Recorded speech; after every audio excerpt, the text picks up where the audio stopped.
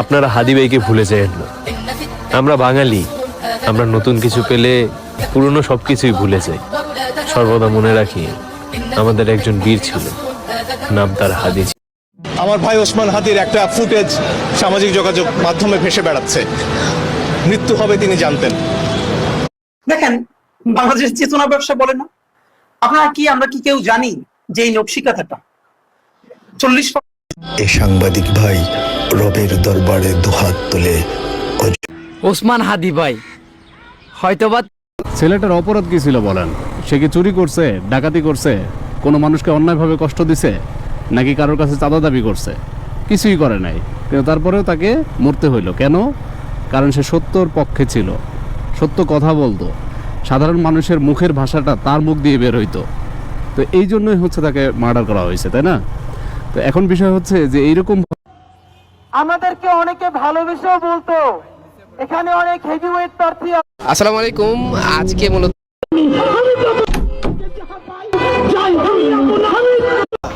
অন্যায়ের প্রতিবাদ আর ভালো কথা বলার মধ্যেও যদি পলিটিক্স থাকে, তাহলে এটা তো পলিটিক্স না, এটা তো মানুষের জন্য, কল্যাণের জন্য কিছু করা। এটাকে পলিটিক্স বলে না। আর যদি এটাকে পলিটিক্স বলে তাহলে পলিটিক্স ভালো। আর যদি পলিটিক্স মনে করেন এই দোয়া যে পড়বে আগামীতে। আপনারা হাদি ভাইকে ভুলে যায় না। আমরা বাঙালি, আমরা নতুন কিছু পেলে পুরনো সবকিছুই ভুলে যাই। সর্বদা মনে রাখি আমাদের একজন বীর ছিল, নাম তার হাদি ছিল। আপনারা সবাই যখন মৃত্যুটাকে ভীষণ ভয় পায়, আমি তখন হাসতে হাসতে আল্লাহর কাছে ভীষণ সন্তুষ্টি নিয়ে পৌঁছতে চাই। পরশু এক আপা আমাদের টিমের সাথে যোগাযোগ করে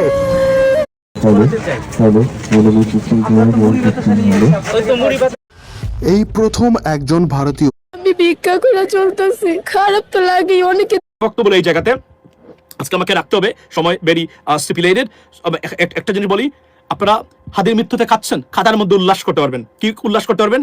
সারা পৃথিবী খাচ্ছে হাদির জন্য, এবং বিদেশিরাও খাচ্ছে। তার প্রমাণ আমেরিকান এম্বাসির পোস্ট, আমেরিকান গভর্নমেন্টের পোস্ট। এটা মানে মাথায় রাখবেন, it is approved by the state department. It cannot do that without মানে গেটিং দ্য অ্যাপ্রুভাল। এই সেই জাবের যাকে ফেসিস্ট প্রশাসন কণ্ঠরোধ করতে চেয়েছিল, তাকে চিনতে পারছেন? ইনকিলাব মঞ্চের জন্মটা হলো কিভাবে? ইনকিলাব মঞ্চের জন্মটা হয়েছে, আমি আমাদের সেক্রেটারি আব্দুল্লাহ জাবের, আমরা 5 তারিখ পর্যন্ত একসাথে আন্দোলন করেছি, একদম একই জায়গায়। তো 5 তারিখ রাতে আমরা সারা রাত যখন করে রাতে মন্দির পাহারা দিচ্ছিলাম, আমি জাবের, আমাদের আরো কিছু বন্ধুরা। তো মন্দির পাহারা দিতে দিতে মনে হচ্ছিল যে এখানে এত বড় ভারতীয় আধিপত্যবাদ এত বছর ধরে কায়েম হয়েছে, এবং আওয়ামী লীগের শুধু আইকনটা পালিয়েছে, বাকি সমস্ত হাজার হাজার কোটি টাকা প্রতিষ্ঠান তাদের রয়ে গেছে।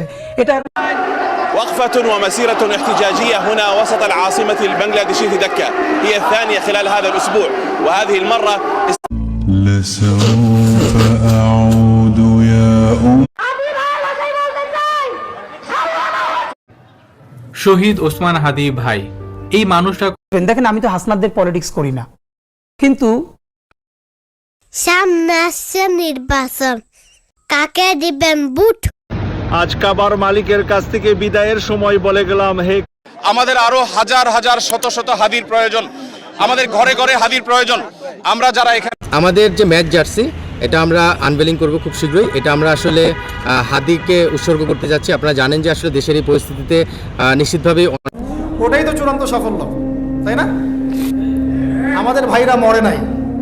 খুনের সাথে কারা কারা জড়িত রয়েছে আপনারা বের করতে পারেন না, তাহলে তো এই গোয়েন্দা সংস্থা রাখবার কোনো দরকার। নির্বাচনে জিতবো কিনা এটা তো ছোট প্রশ্ন। শহীদ প্রেসিডেন্ট জিয়াউর রহমানের মতো, মাওলানা ভাসানীর মতো।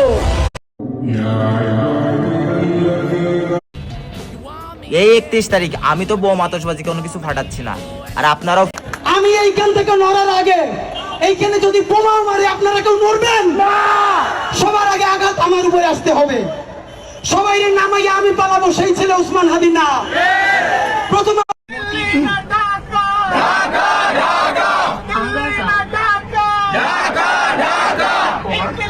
মসজিদেরই পাশ স্লোগান দাও না, এত আজকে হাতি কত বড় হতভাগা, কত বড় অসহায়, বাবা ডাক শুনতে পেল না, সন্তান তার বাবাকে দেখতে পেল না। ইনশাআল্লাহ আমরা এক একটা বুলেটের হিসাব দেব ইনশাআল্লাহ। আমরা এক একজন ভাইয়ের রক্তের বদলা নিব ইনশাআল্লাহ। আমরা এক একজন বোন। কেউ বলবে না যে আমি অমুকের মতো হতে চাই, কেউ বলবে না আওয়ামী লীগের কোনো এমপির মতো, বিএনপির কোনো এমপির মতো বা কারো মতো বলবে না। সবাই বলে আমি হাদির মতো হতে চাই। কেন বলে আমি হাদির মতো? আমি চাই সে হাদির মতো দেশপ্রেমিক হোক, এমনকি শত্রু দেশের বিরোধিতা করতে গিয়ে হাদি যেভাবে নিজের জীবনকে দিয়েছে, আমি তার দেশের প্রতি ভালোবাসা আমার সন্তানকে। সোশ্যাল মিডিয়া দেখে আর আফসোস করি যে এই দেশে বিচার হবে না, আরে এইটার তো কিছু হবে না, এলো তো হবে, মানুষের সাথে তো এমনই হবে। বাট আমাদের কি ওসমান হাদির মৃত্যুতে আসমান কান্না করেছে, জমিন কান্না করেছে। ওসমান হাদির মৃত্যুতে ফেরেশতারাও কান্না করছে।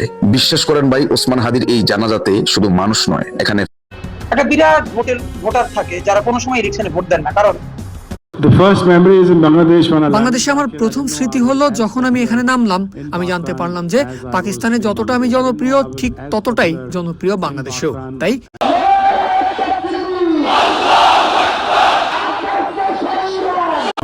একজনে তো অনেকগুলো টাকা দিয়ে গেছে। ভাই এটা আমি দেখছি, ফলো করছি।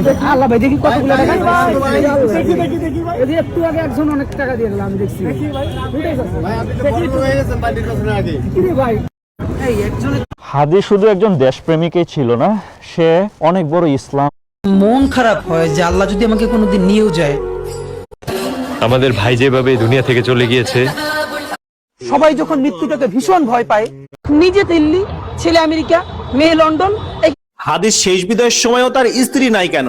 ছিলেন রাজশাহী হাদিকে তাদের জার্সিতে কোথাও না কোথাও ধারণ করবে। নোয়াখালী আমার হাদি দরকার, আমি চাই আমার ছেলে যেন হাদির মতো হয়।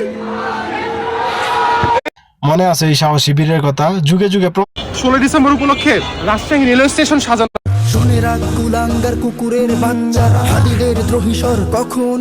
আমাদেরকে গুলি করে রাখ পর্যন্ত কোনো কিছুটা আমাদের গায়ে লাগে।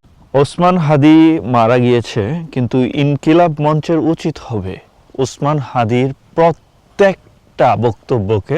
হাদি তো কোনো যুদ্ধ করতে গিয়ে মারা যান নাই, এখন কি হাদি শহীদি মর্যাদা পাবে? প্রিয় ভাইরা, আল্লাহ রাব্বুল আলামিন কোরআনে বলেছেন উসমান বিন আদনান। বাবা স্কুল বানাই দিও। হ্যাঁ, তোমার জন্যই তো স্কুল বানাচ্ছি। আচ্ছা, আমাদের এখানে স্কুল চালু হচ্ছে জানুয়ারির 1 তারিখ থেকে আমাদের ক্লাস স্কুল হ্যালো গাইস, দেখুন উসমান বিন আদনান, জানুয়ারির 1 তারিখ থেকে আমাদের ক্লাস। ছাগল দিয়ে কোনোদিন হাল চাষ হয় না। বাংলাদেশে কোনো নির্বাচন হবে না যতক্ষণ পর্যন্ত আমার ভাইয়ের হত্যার বিচার না হচ্ছে। পরবর্তী প্রজন্মকে বলে দিও আমাদের আমি কিন্তু একটা জিনিস জানি, আপনারা যারা বউ আছেন, বড় আপা আছেন, আমি হাদির রক্তের কসম দিয়ে 1 কেজি তেলাপিয়া মাছ উৎপাদন করতে 1 কেজি